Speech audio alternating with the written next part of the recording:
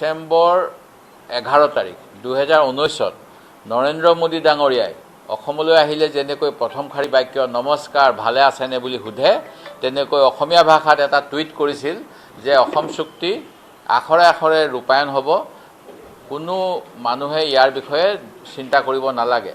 সেই টুইটটো কৰাৰ লগতে কিন্তু সেইদিনাই অসম চুক্তিৰ ভংগ কৰি 2014 চনৰ ডিচেম্বৰলৈকে বিদেশী নাগৰিকক অসমত সংস্থাপন দিয়াৰ বাবে নাগৰিকত্ব সংশোধনী আইন কেন্দ্ৰীয় চৰকাৰে লোকসভা ৰাজ্যসভা অৰ্থাৎ সাংসদত গৃহীত কৰিছিল।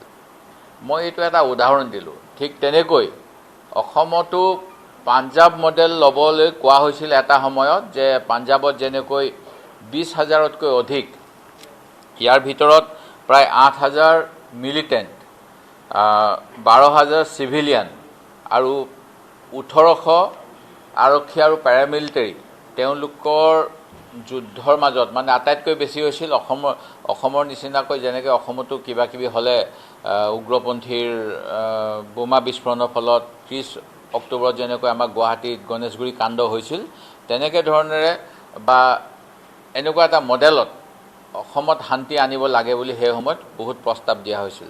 কিন্তু সেই সময়ৰ অসম চৰকাৰে, মোৰ পিতৃয়ে সেই সময়ত মুখ্যমন্ত্ৰী আছিল, প্ৰথমবাৰৰ বাবে আলফাৰ লগত আলোচনাৰ বাবে দিল্লীত প্ৰধানমন্ত্ৰীৰ লগত আলফাৰ কেইবাজনো নেতাক লৈ গৈছিল।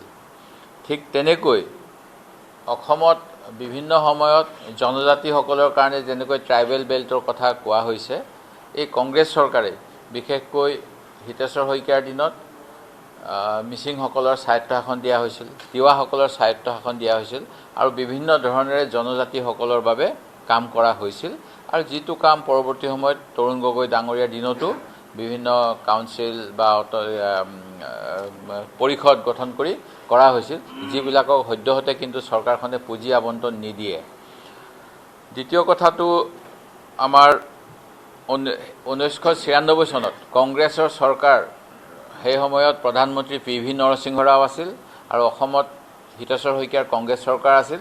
সেইখিনি সময়তেই কোচ ৰাজবংশীসকলক জনজাতিকৰণ কৰা হৈছিল আৰু মাজুলী সংৰক্ষিত আসনৰ পৰা অসম গণ পৰিষদৰ যথাসম্ভৱ মোৰ মনত পৰে কৰুণা দত্ত ডাঙৰীয়াই বিধানসভালৈ নিৰ্বাচিত হৈছিল। সেই গতিকে বৰ্তমানে এছাম সংগঠনে যেনেকৈ কংগ্ৰেছ দলটো খিলঞ্জীয়া জনজাতি বিৰোধী বুলি ক'ব বিচাৰে, এই কথা মই প্ৰতিবাদ। যিকোনো খবৰৰ বাবে যোগাযোগ কৰক 7099017330 অথবা 7099017990